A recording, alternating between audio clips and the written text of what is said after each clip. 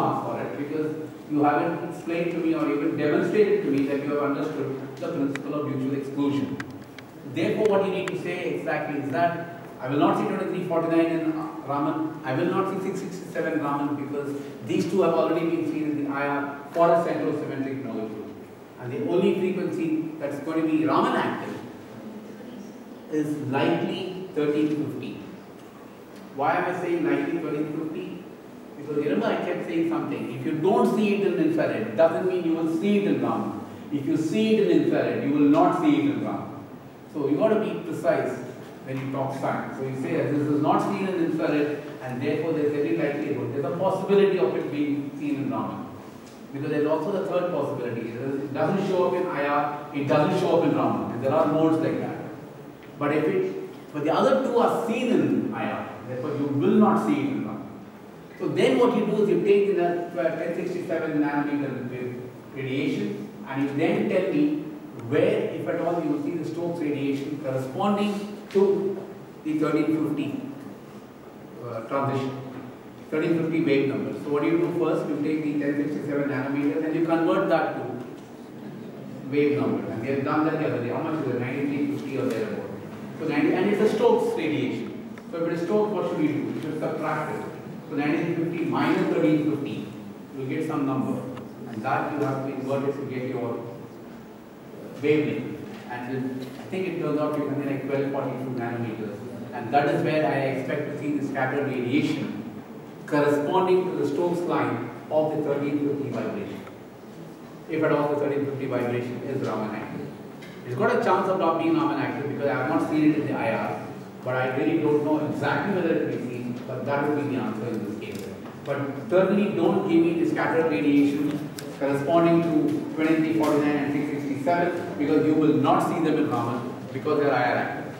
So that's basically what you must tell me as far as this question is concerned. Let's go to the first one, and that is something that we were looking at. What I have done, I have given you the titanium electronic configuration and the state for titanium. What's the electronic configuration for titanium? It's D2, titanium 3 class, 2 class. It's a D2 electronic configuration. And I said that nickel 2 class has a D8 system. What does that mean? Because the D2 system and the D8 system must have the same states because one is, the complement of the other in terms of the electron hole possibility. So if nickel is D8, it must have the same set of states that titanium 2 plus has, which is a D2 system. And I have given you for titanium 2 plus.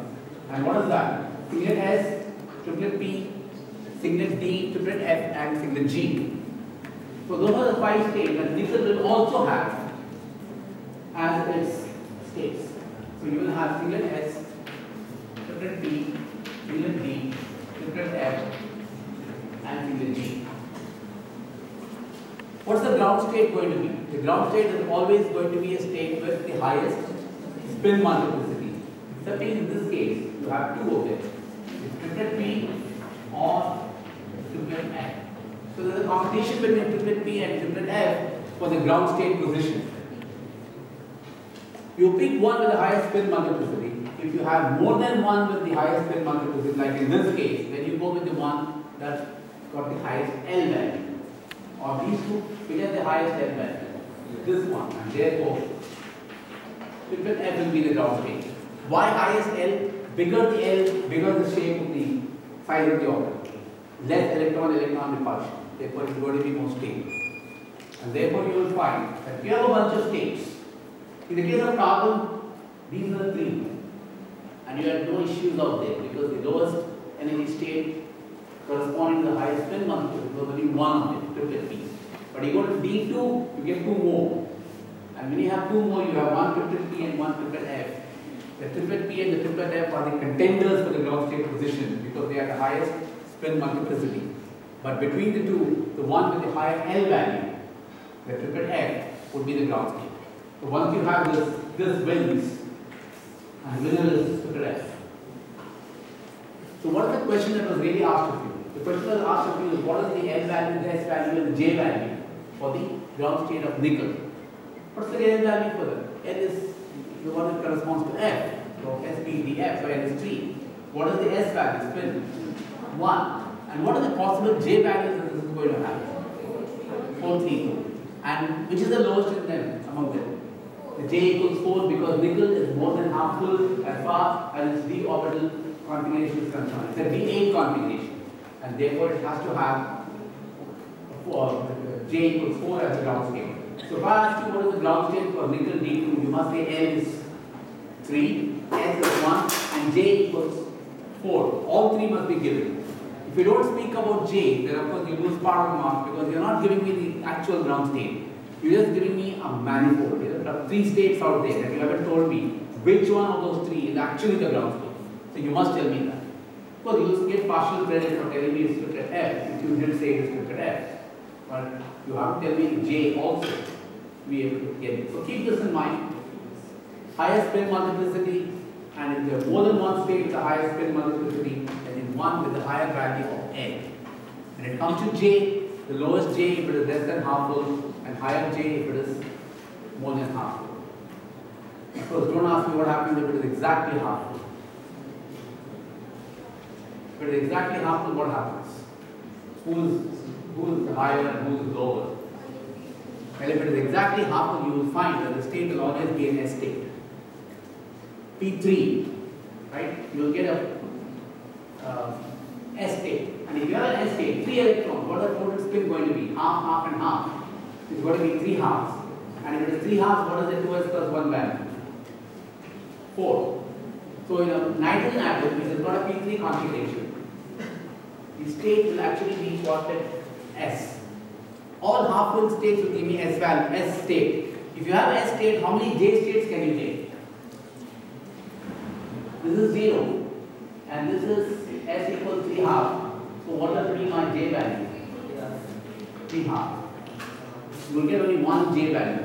Because S as the orbital angular momentum S actually has N equal to 0. And therefore you will find that you will not have more than one J value. You will always have only one J value. And therefore you don't have to worry about who is lower and who is higher.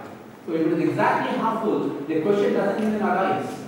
Because all half full states that are S are all S states.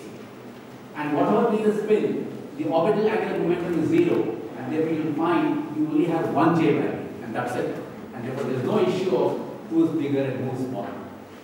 And the only thing that I asked you was pick the 2 states with the highest spin multiplicity and tell me what are the transition is possible, and if so, discuss it. What do you think will happen here? Is triplet F going to triplet E? Is it possible or not? Why not? Little L, straight away. Because I am looking at a D8 configuration. So it is a D8 system that both these states correspond to. So it essentially means the electron is not changing its little L value. It's got the same little L value. And therefore you will find that this transition will certainly not be allowed. Anything else as to why this transition is not going to be allowed? What's the capital L for this? 3. What's the capital L for this? 1. Again you find that the capital delta big L is +2 and therefore, or -2 in this case, and therefore you will find even that is not going to allow it. Therefore, if I take, these are the intra-configurational transitions, and there is no intra-configurational transitions that you will see. Slowly you will realize that you really have a problem getting intra-configurational transitions to be seen. So what do you mean by saying it's an intra-configuration transition? There is no change in the little L of the electron. You're not going to see it. Unless there's something else that happens which you will learn later, which will relax it a little bit, and you will see. But otherwise, intra-configuration transitions do not change the little L value of the electron. And therefore, you are not going to be able to see these transitions as per the selection rules that we have learned. And that's basically what I was trying to ask you in this case. Pick the 2 states with the highest spin multiplicity and tell me whether it can be seen in a spectral transition. Well, you can't. Little L hasn't changed, and capital L is changing by more than 1. It's actually 2. Spin is okay, but you have a problem with respect to little L and the capital L, and therefore triplet F to triplet P is not going to be seen. Okay? What I will do is I will just send this over to you and use this as a, and make your own problem. You take this and make your own problem and see what you can do. That little picture I showed, you draw your own transition and see whether they're going to be allowed or not. And that's what we And by the way, I was planning to be away. I'm not going to be away. I'll be here. And therefore, if you have questions at when is the exam? I will Wednesday, right? Yeah. So if you have, I'm around tomorrow, except for some part of the day when I will be away. But you can drop in and take clarification if you need.